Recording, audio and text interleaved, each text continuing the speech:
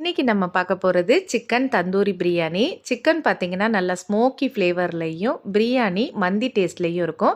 இதை எப்படி வீட்டில் சூப்பராக டேஸ்ட்டாக செய்யலான்னு பார்க்கலாம் வாங்க. இதை செய்கிறதுக்கு நான் 1 கிலோ அளவுள்ள சிக்கனை இந்த மாதிரி கட் பண்ணி கடையிலே வாங்கிட்டேன். அடுத்தது 1 ஸ்பூன் அளவுக்கு இஞ்சி பூண்டு சேர்த்துருக்கேன், லெமன் ஜூஸ், ஷாஜீரா, அடுத்தது இந்த மாதிரி ஹோல் ஸ்பைசஸ்லாம் சேர்த்துக்கோங்க, முழு மிளகு சேர்த்துருக்கேன்.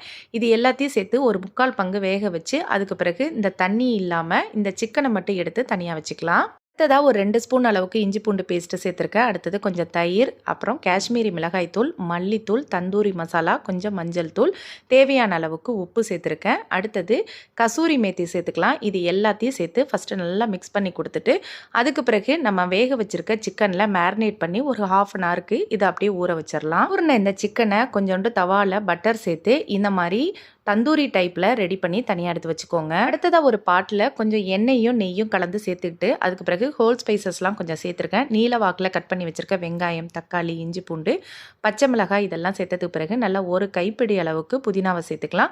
தேவையான அளவுக்கு தயிர், அடுத்தது கொஞ்சம் கரம் மசாலா, அவ்வளோதான். நம்ம வேக வச்சுருந்த இந்த சிக்கனோட தண்ணியை இதோட சேர்த்துக்கலாம். இதிலேயே நான் அளவு தண்ணியை எடுத்து சேர்த்துருக்கேன். தேவையான அளவுக்கு உப்பு சேர்த்துக்கலாம். தண்ணி நல்லா கொதிச்சதுக்கு பிறகு ஒரு 20 நிமிஷம் ஊற வச்சுருக்க பாஸ்மதி ரைஸை இதோட சேர்த்து ஒரு 10 நிமிஷம் மட்டும் தம் போட்டு எடுத்துக்கோங்க. அதுக்கு பிறகு நம்ம ரெடி பண்ணி வச்சிருக்க இந்த தந்தூரியை இந்த மாதிரி செட் பண்ணிக்கோங்க. ஒரு பவுலில் கொஞ்சமாக ஃபாயில் பேப்பரை இந்த மாதிரி கவர் பண்ணிவிட்டு ஒரு சார்கோலை நல்லா ஹீட் பண்ணிக்கோங்க. அதில் ஒரு 1/2 ஸ்பூன் அளவுக்கு கீ சேர்த்தோன்னே புகை வரும். அதோட ஒரு 20 மினிட்ஸ் போல் தம்மில் போட்டுருங்க.